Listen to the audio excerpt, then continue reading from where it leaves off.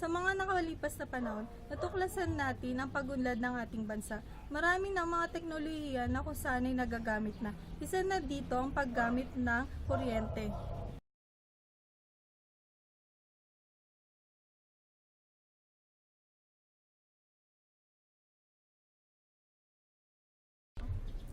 Noon, kadalasan, ang mga taong bayan ay gumagamit lamang ng pangunahing pangangailangan tulad ng kandila, posporo, panggatong at pamaypay. Sa panahon ngayon, isang mahalagang bagay na sa tao ang paggamit ng kuryente. Nagkaroon na ng electric fan, computer, fluorescent light, refrigerator at marami pang iba.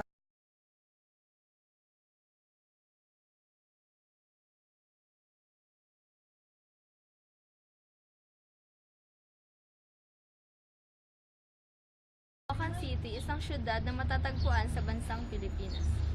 Noong panahon ng Spanish era, ang Caloocan City ay ginawa ng maliit na baryo na tinawag na Aromahan o Libis Espina. Ang Caloocan ay may sukat na 55.8 square kilometers na may residential, commercial establishments, facilities, parke at marami pang iba.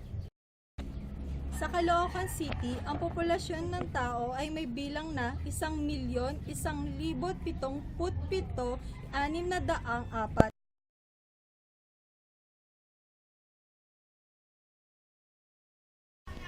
Ang paggamit ng kuryente ay may masamang epekto ito. Ito ay nakabawas sa mga malilinis na tubig sa ating mundo. Dahil ginagamit ito sa pagpapalamig ng bawat planta na nagsusupply ng kuryente.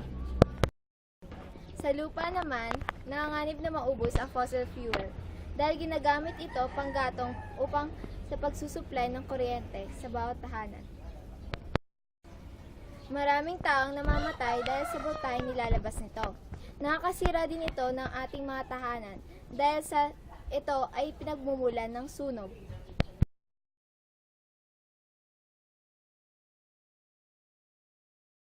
Ang epekto ng elektrisidad ay isang mahalagang bagay na ginagamit sa iba't ibang teknolohiya tulad ng washing machine, television, computer at iba pa. Teknolohiya na mabilisang mapagkukuhaan ng enerhiya. Enerhiyang ito ay mabilisang makikita dahil sa mas marami siya kaysa sa heat, magnetic energy at chemical energy.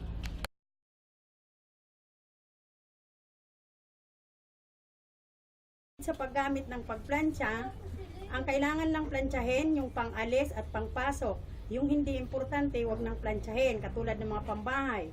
Pagdating naman sa paggamit ng dekuryenting pagsaing, kung maaari, pwede magsaing ng umaga hanggang tanghali, hanggang gabi na yon. Pagdating ng gabi, initin na lang. At pagpaplantsa, kailangan pagsabay-sabayin, hindi maya-maya.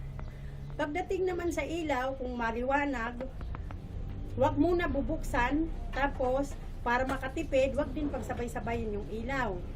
Pagdating naman sa electric fan, kailangan sa isang linggo, isang bisis linisin yung electric fan, kasi makakadagdag tipid din yung malinis kaysa sa maruming electric fan. Tayong mga tao, alam natin ang kahalagaan ng paggamit ng kuryente. Kaya bilang isang estudyante, pinapahalagaan ko ang paggamit ng kuryente upang nang sa ganon makatipid sa bayarin at makaiwas sa pagkasira ng kalikasan. Para sa akin, bawasan na lang natin ang pagkonsumo ng kuryente. Dahil dito, mas makakatipid tayo sa pagkaubos at maaari natin mailigtas ang ating likas na yaman. Ang kuryente ay isa sa mahalagang ginagamit ng mamamayan sa pang-araw-araw. Ito ay kailangan gamitin sa maayos para hindi ito magkaroon ng masamang epekto.